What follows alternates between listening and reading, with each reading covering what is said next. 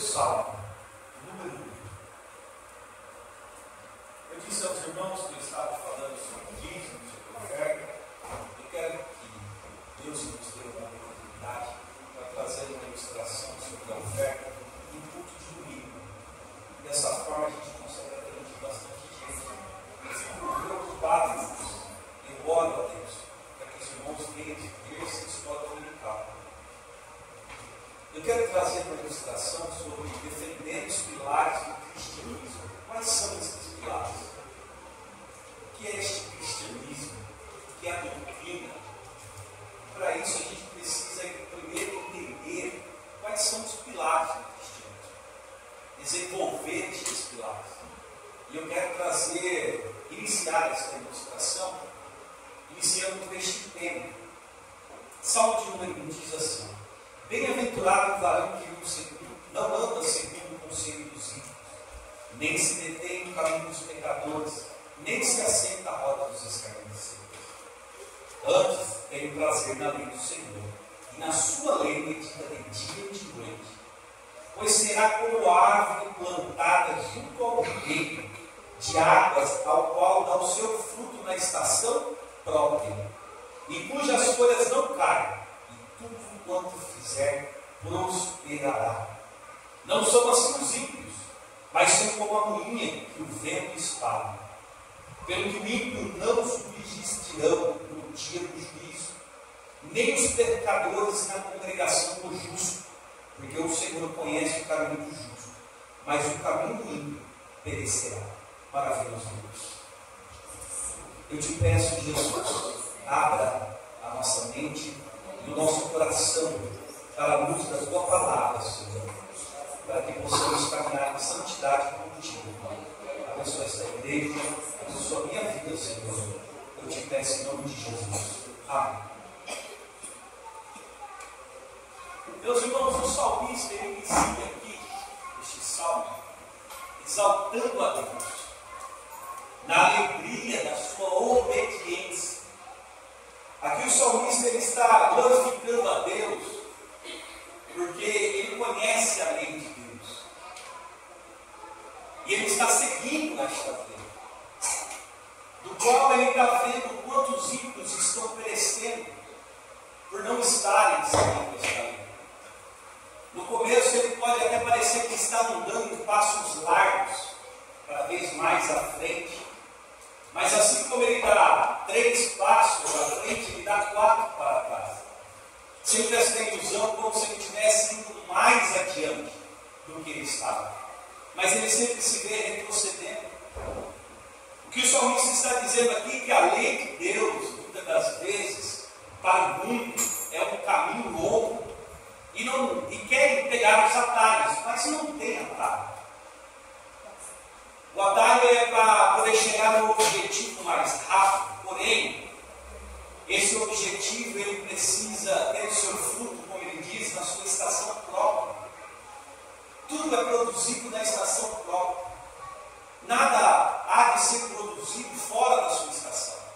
Por mais que ele tente produzir fora, o fruto não é bom, porque não é a estação, não é o momento certo, o fruto não será doce, não será bonito. E o salmista está dizendo que nós, porque conhecemos a lei de Deus, somos como árvores plantadas junto ao ribeiro. Por quê? Porque essas águas, a palavra, está nos alimentando. E no momento certo, na estação própria, o fruto aparecerá. E esse fruto será limpo. E ele vai colocando, dizendo, não são assim os ímpios. Porque qualquer coisinha que se abala, é como uma moinha, o vento vem, assopra. Mas eu que sou justo, eu medito na tua lei, e medito nela constantemente, de dia e de noite. É um salmo muito conhecido pela igreja. E quando nós vemos qual é esta lei a qual o salmista está regindo, ou ele está seguindo, e nós vamos voltar lá no livro de Êxodo, quando Deus está dando a lei a Moisés, os 10 mandamentos. E podemos dividir esses 10 mandamentos em 2 etapas, sendo esses 10 mandamentos do primeiro ao terceiro demonstração de um compromisso do homem para com Deus. São os 3 primeiros mandamentos. É Deus fazendo um compromisso do homem para com Ele. Do 4º ao 10º é um compromisso do homem para com o homem. É um compromisso de igualdade do homem para com o homem. Só que se nós formos lá à frente, porque como ninguém conseguiu entender, ninguém conseguiu cumprir esta lei. Os fariseus, eles instituíram 613 preceitos. O que são estes preceitos? Aos 10 mandamentos. Dentro destes 10 mandamentos, eles ramificaram as ilustrações e tudo aquilo que estava tido dentro de cada mandamento, constituindo-se então 613 preceitos que estão inseridos na lei judaica. Adorarás o Senhor seu Deus e tal e vai. E o que é adorar este Deus? Não faz sentido. E vem Jesus em Mateus 22, versículo 37 ao 39. Jesus agora vai dizer quais são esses 10 mandamentos. Ele vai dizer 2. Peraí, tem 10, agora mais 2, 12. Não. O que Jesus está explicando que esses 10 mandamentos está dividido em 2 mandamentos. Mateus 22, 37 ao 39 diz assim: E Jesus disse: Amarás o teu Deus de todo o teu coração, de toda a tua alma, de todo o teu pensamento. Este é o primeiro e grande mandamento. O segundo, semelhante a este, é: amarás o teu próximo como a ti mesmo. Deus resumiu os 10 em 2. Porque aquele que ama a Deus, ele tem que amar de todo o coração, de toda a alma, de todo o sentimento, de todo o seu pensamento. E quem ama a Deus desta forma, irmão, se entrega a Deus, quer seguir a Deus de verdade. E é isso que ele coloca. Ele coloca que é um compromisso para com Deus, o homem com Deus. E agora ele faz um compromisso também do homem para com o homem. Porque aquele que adora, aquele que serve, aquele que crê a Deus, ele também segue este segundo compromisso. Amarás o teu próximo como a ti mesmo. Porque ele disse isso: quem ama o próximo não adultera. Quem ama o próximo não fornica. Quem ama o próximo não rouba. Quem ama o próximo não mente. Porque ele tem um amor pelo próximo como a ele mesmo. Ele não quer isso. E aqui, meu irmão, nós vemos no decorrer da história os apóstolos, a igreja primitiva, seguindo estes mandamentos. Infelizmente, há um concílio e é introduzido o cristianismo junto com o romano e cria-se então o catolicismo. Perde-se estes mandamentos, principalmente esses 2 aqui de Mateus e 22. Eles se perdem no decorrer da história. E a gente vê que não há mais um amor entre o homem e Deus. Há uma diferença de classe, onde aquele que tem um poder aquisitivo maior, ele tem um benefício maior com o sacerdote, agora intercede por ele. E aquele que é o menor não tem este privilégio. Nós vemos que não há amor pelo próximo. A gente vê as cruzadas de uma forma para poder conquistar riqueza. E não foi este o evangelho ao qual Jesus pregou. Não é este reino que é o reino de Jesus. Então Lutero, no dia 31 de outubro de 1517, ele vai até o castelo de Wittenberg e prega ali as suas 95 teses, seus 95 pensamentos, trazendo de volta, recuperando de novo os pilares do cristianismo. E os irmãos vão ver que numa sociedade corrupta, ele reduz isso daí dizendo solo scripta, solo Cristo, solo graça, solo Filho, solo Dio de glória. Que ele fala somente a Bíblia, somente Cristo, somente a graça, somente a fé, somente a glória de Deus. diz é somente a Cristo adorarás. Só Ele servirás. E nós vemos, meus irmãos, que é o rebuliço e uma reforma, ela é constituída. Glória a Deus por isso. Louvado seja Deus. E eu gostaria de resumir estes pilares em 3 aqui que eu separei para a gente conversar hoje, dizendo a Escritura, Cristo e a graça. O primeiro pilar para nós termos a base da nossa fé, do nosso cristianismo, é a Escritura. A Bíblia é a fonte da verdade, é a única autoridade infalível para a fé e a prática. É a Bíblia. Por mais que nós estamos vivendo em um momento a qual querem tirar alguns versículos da palavra de Deus para se enquadrarem segundo a tua vontade da sua carne, esta é a verdade de Deus. E quando diz, ai daquele que tirar uma vírgula, é isso que está dizendo. Ai daquele que tirar os versículos, os ensinamentos, a lei, para se enquadrar, para que a Bíblia se enquadre. Nós cremos e temos absoluta certeza que a Bíblia é a verdade de Deus, é a vontade de Deus. Sim, nós temos os livros históricos, poéticos, nós temos o livro da revelação, mas ela é a verdade de Deus. É ela quem rege a nossa vida. É através da história do judaísmo, de todas as falhas a qual eles cometeram, os pecados a qual eles se desviaram, é que nos ensinam nos dias de hoje a não cometerem os mesmos pecados. É a demonstração do amor de Deus para com a sua criatura, para aquele a qual Ele fez a sua imagem e semelhança. A Bíblia é aquela que demonstra qual era a perfeita e agradável vontade de Deus em Cristo Jesus. Aleluia. E Cristo Jesus é aquele a qual Deus disse que seria o nosso remidor, demonstrando o seu amor pleno e verdadeiro. E aonde está isso? Está aqui, irmão. Eu quero ser um grande médico. Aonde que eu aprendo? Está aqui o livro da medicina. Um grande advogado está aqui, irmão, o livro de direito, de engenharia, de contabilidade, de engenharia. Deus dá as medidas exatas para que todos possam construir o templo.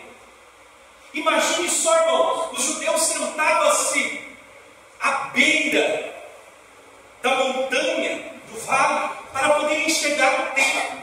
E quando raiava o sol, os primeiros raios solares batiam exatamente lá dentro do templo. Não tinha software ainda não, irmãos, para poder desenvolver engenharia nem arquitetura. Mas os primeiros raios do sol batiam no templo. E quando dava-se nas portas, nas suas duas colunas principais, ela iluminava para dentro. E então tinha os 300 escudos, que o sol batia-se a luz. E aqueles que estavam sentados lá atrás, via-se como o templo se acendesse. E eles olhavam e diziam, olha como é magnífico a glória de Deus. E eu digo a você, irmão, como que pode um homem estar aqui, ó? Oh, glória. Aleluia. Por várias vezes Paulo chegou diante a grandes magistrados, e muitos deles falaram, Paulo, você quase me convenceu. Quase, Paulo.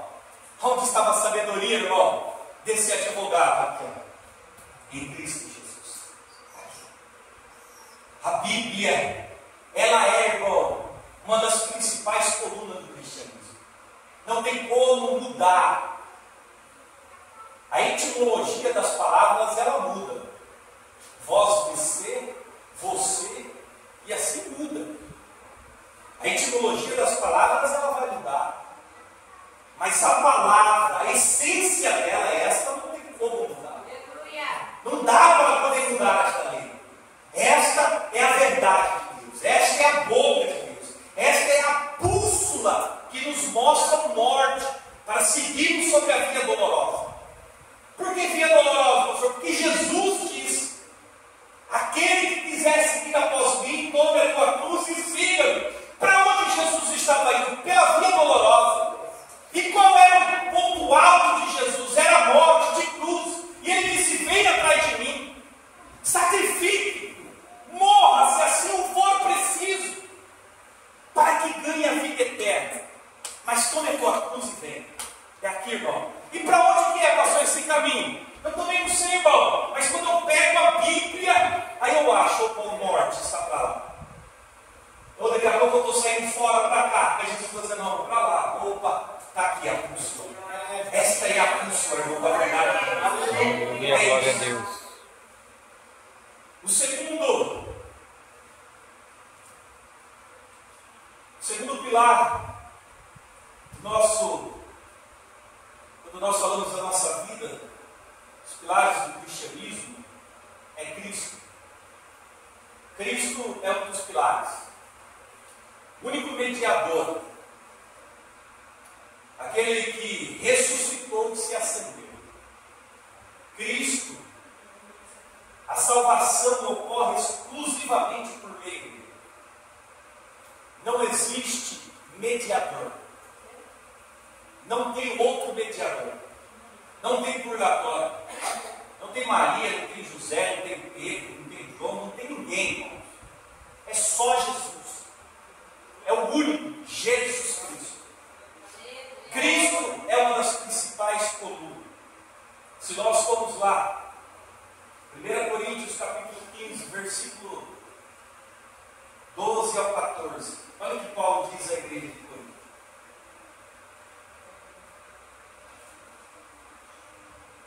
Versículo 12. Ora, se prega que Cristo ressuscitou dentre os mortos, como dizem alguns dentre vós, que não há ressurreição dos mortos, e se não há ressurreição dos mortos, também Cristo não ressuscitou. E se Cristo não ressuscitou, logo é vã a nossa pregação e também vã a nossa fé. O que Paulo está ensinando a igreja de Corinto é: não, se Cristo não ressuscitou, então não é ele, filho de Deus. E se não há ressurreição entre os mortos, então não há verdade de Deus. Porque se Cristo não ressuscitou, é vã essa nossa fé. O que Paulo está colocando ali é o pilar, dizendo: Cristo é o pilar. Cristo ressuscitou. E isso você precisa crer, ter fé. E precisa que Deus revele isto a você. Porque Jesus perguntou aos seus discípulos: o que dizem sobre mim? Alguns dizem que o Senhor é o profeta. Outros dizem que o Senhor é um grande rabi. E você? O que você diz que eu sou? Ah, Senhor, tu és o Filho de Deus. Bem-aventurado és tu, Simão Barjonas, porque não foi carne e nem sangue que nos revelaste, mas o meu Pai, o glória, que me revelou a ti. Para que este pilar, irmão, possa ser erguido e colocado, o Pai precisa revelar a Cristo. E quando esta verdade é revelada em nós, aí, irmão, eita glória, aí ele está estabelecido: não tem e não há outro, ou glória, a não ser Jesus Cristo.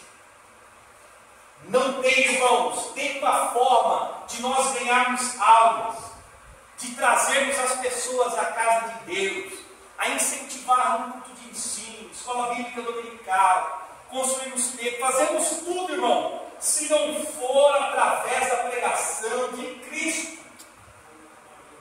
Às vezes as pessoas ficam preocupadas: mas abriu uma igreja ali, abriu outra aqui, o irmão falou que vai para lá, o irmão falou que vai para cá. Fique tranquilo, meu irmão, que segura crente nesse banco, palavra, Bíblia, é Jesus. Se pregar a verdade, você pode ter certeza, irmão, sempre vai ter alguém para ouvir a tua pregação. Olha. Sempre vai ter alguém que vai estar ali ouvindo você pregar. Não tem como nós incorporarmos algo mais. Não tem. Novamente, não tem mediadores. 1 Timóteo 2 e 5. 1 Timóteo capítulo 2, versículo de número 5. Paulo novamente instruindo o novo obreiro, dizendo assim para o obreiro: ó, há um só Deus, e um só mediador entre Deus e os homens. Quem é? Jesus Cristo. Ele ainda está dizendo: só há um Deus para poder ser adorado, e só há um intermediador entre Deus e os homens, que é Jesus, o homem. Somente esse, Timóteo. Corte as fábulas, não dê ouvido aos falsos ensinadores, mas mantenha o ministério a qual lhe foi incumbido pela imposição de mãos, como um evangelista. O que Paulo está dizendo é: pregue Jesus, fale de Jesus, mantenha o pilar, aleluia, em Éfeso, mantenha o pilar da igreja em Jesus, mantenha este pilar, mantenha ele, eita glória. 1 Coríntios 3:11 diz: porque ninguém pode alcançar outro fundamento que é Jesus. Aqui já nos ramifica para a gente poder já jogar o anzol para a próxima terça, para a gente buscar o próximo ensino. Os fundamentos, o principal fundamento é Jesus. Se eu falasse para você que existe uma pilastra principal dentro de cada construção, sim, há. Não somente uma, mas algumas vezes 2 ou 3, 4. São pilastras mestres, chamadas. Talvez se tiver algum engenheiro civil, ele pode nos ilustrar melhor. Mas essas pilares mestres, ela que rege todo o peso da construção. As demais dão apoio, mas elas são as pilares mestres. E tanto as de apoio quanto elas são pilares que estão dentro de um fundamento. E essas são as maiores, as mais robustas. E digo a você que a pilastra principal do cristianismo é Jesus Cristo. Aleluia! É a principal. Se todas as pilastras estiverem levantadas e a de Cristo não estiver, então nós não temos uma construção. Ela não consegue suportar. E se essa pilastra não estiver de pé, é impossível para que as demais também possam estar de pé. Não tem como eu acreditar que isto é a verdade de Deus e constituir esta pilastra, se eu também não tenho a verdade que Cristo é o fundamento da igreja. Jesus, irmão, nós precisamos voltar para Jesus. Misericórdia. Atos 16:31 diz assim: creia no Senhor Jesus Cristo, será salvo tu e a tua casa. Meu Deus, ai, como este Jesus é bom. Jesus diz: creia em Jesus. A obra da redenção. Jesus nunca foi individualista, mas ele foi por todos nós, todos nós. O amor de Deus é sobre todos nós. Se Jesus é maravilhoso, pastor, meu esposo, meu filho, ainda não está aqui.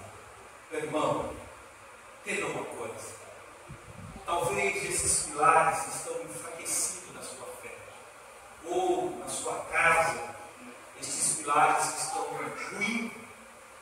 E Deus está trazendo isso aqui ao seu coração para que você os fortifique novamente. Tenha fé, creia, e você vai poder dizer que eu e a minha casa seremos.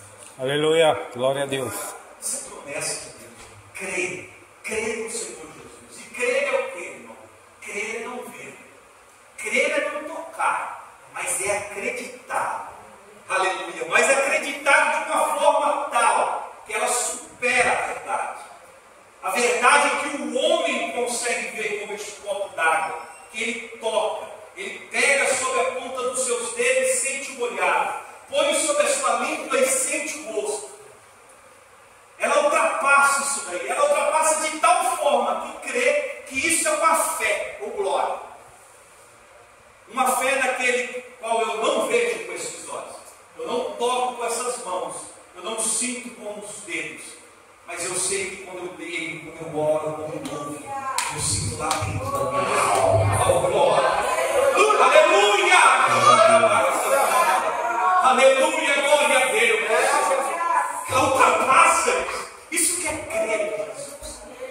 Louvado seja Deus. A graça. A graça é o dom gratuito de Deus. E a graça nos confunde. A graça nos confunde, irmão, de tal forma, aleluia, que eu digo a você que este pilar é um dos pilares que muitas das vezes nós não conseguimos edificar. É a graça. É o dom de Deus. Porque ela é de graça. É difícil dizer a você que Jesus morreu na cruz e o ama de tal maneira, pregando tudo isso que os irmãos estão ouvindo, e sentindo o que os irmãos estão sentindo, e dizer que para ele, Jesus também, para aquele que pecou, a qual está agora sob um presídio, sob um julgamento, para ele também, irmão. Talvez você pode pensar em pessoas que na sua mente você não consegue dizer, não, mas não pode ser, esse camarada é ruim, rapaz. Aqui na empresa só faz mal, só isso. Por ele também, irmão. Por ele também. E muitas das vezes a graça ela nos confunde. Por quê? Porque nós voltamos na lei. Sabe na lei, olho por olho, dente por dente? Nós voltamos lá e Jesus diz, não, a graça, o amor ao próximo como a ti mesmo. Os dois mandamentos. Oh, glória. Aleluia. A justificação diante de Deus é obtida pela fé. Pois é através dela que a justiça de Cristo é imputada aos crentes. A fé em Cristo Jesus nos gera esta graça, este favor imerecido.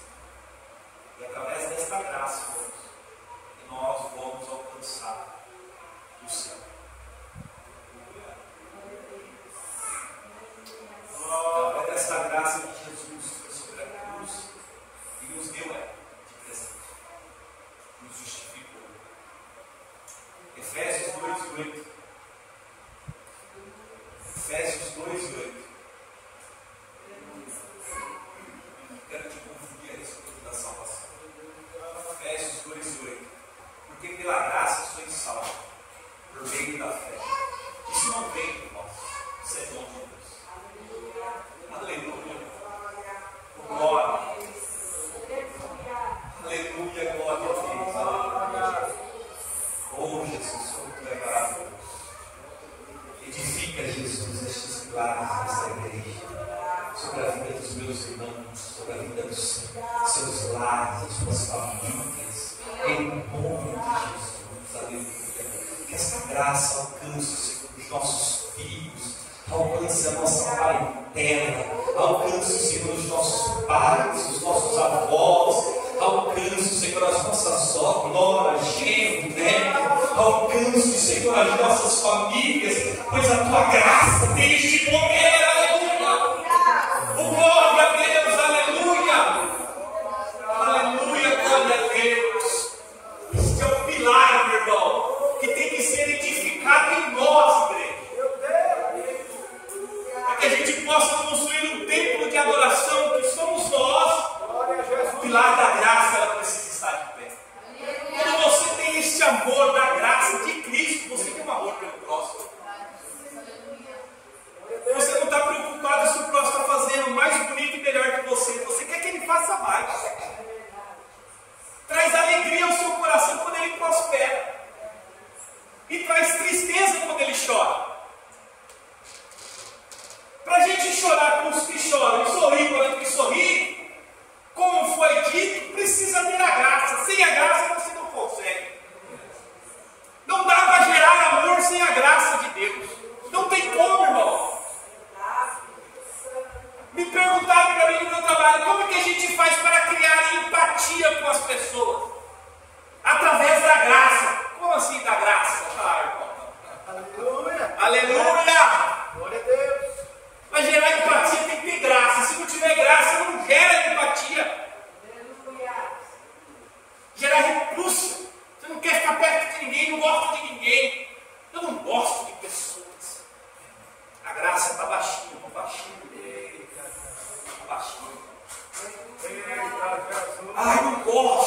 de ir lá na sede, porque é frio demais, a graça está baixinha. A graça está baixinha.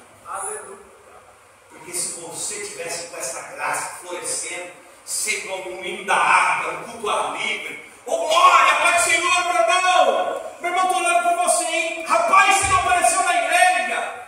Meu irmão, vem pra cá, que é uma bênção, irmão! Culto, culto gostoso. Fala, mas continua perdendo. Sabe por quê? Uma graça está lá em cima, no alto. Ele não está vendo com o olhar humano, está olhando com o olhar espiritual. O pilar da graça está alto, forte.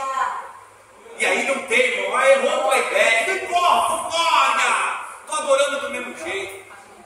Errou o contexto histórico, não importa, mas o alvo foi atingido, glória!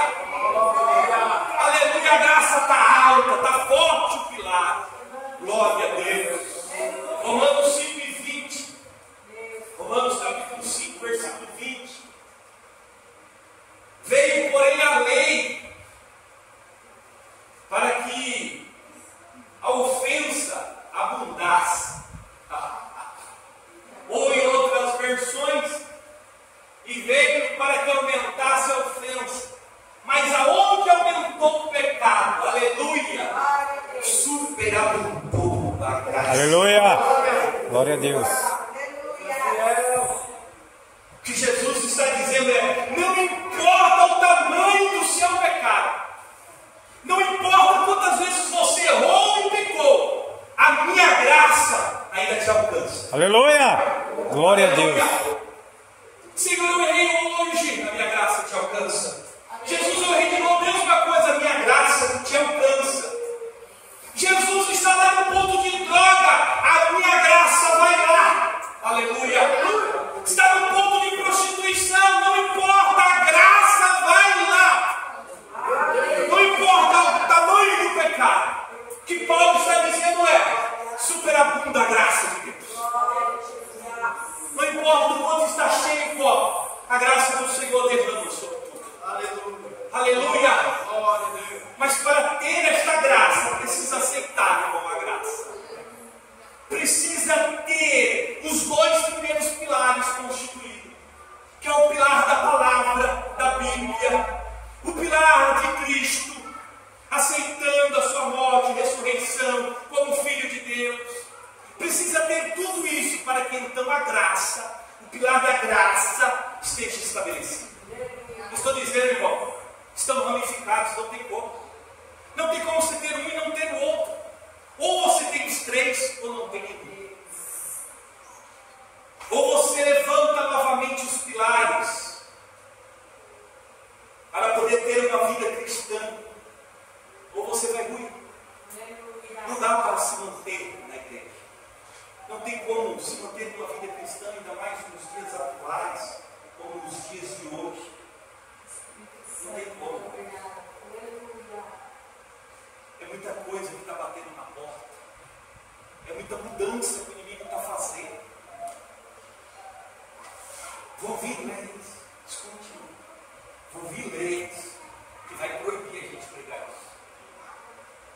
Vou ouvir leis, irmãos, que os pastores que servirem a Jesus de verdade, não estou falando aqueles que servem a Jesus, que pregam a verdade, eles vão estar presos. E neste momento, irmão, você vai querer ouvir a verdade e você não vai poder ouvir. É um jargão que eu sempre uso, chulo, mas verdadeiro. Que se Jeremias, ou João Batista, ou qualquer um dos outros profetas estivesse nos dias de hoje, dificilmente nós o convidaríamos para pregar em uma festividade. Dificilmente nós estaríamos o convidando. Porque a verdade, ela não massageia o nosso ego, mas ela esfrega a vergonha do pecado na nossa vida. E é tão bom, irmão, quando a palavra esfrega esta verdade em nós. Porque quando os pilares eles estão instituídos, tudo isso que eu falei para os irmãos, desde a 7, aleluia. Tudo isso, irmão, isso brota, flui dentro de você, dizendo: o bom, o suave, aleluia. Deitar o faz em verdes pastos, oh glória. Aleluia, glória a Deus. Esta é a pastagem que Jesus nos guia. Aleluia, glória a Deus. Não tem como realmente, irmãos, entrarmos por esta porta, como no dia de hoje, e sairmos daqui da mesma maneira que entramos. Não tem como, é impossível. De forma nenhuma.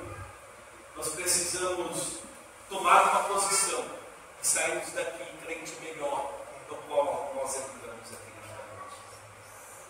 Chegar em casa, colocar os nossos filhos à mesa e dizer a eles: nós precisamos edificar os nossos pilares desta casa, no meio da nossa família. Mas meu esposo, minha família, não importa. Chegue lá no seu quarto, chegue lá na hora que você está tirando o seu devocional. Você ore a Deus e diga: Deus, eu quero instituir os teus pilares aqui na minha casa, para que a minha casa te sirva em verdade. E sabe, meu irmão, Jesus, o glória, Ele vai ao teu encontro. Aí entra a ação do consolado. Oh glória, glória, próxima terça-feira, irmão. Isso, na próxima terça-feira, nós vamos entender quais são os próximos pilares. Nós falamos sobre as pilares mestras. Eu poderia citar outras aqui, mas eu acredito que essas três são as principais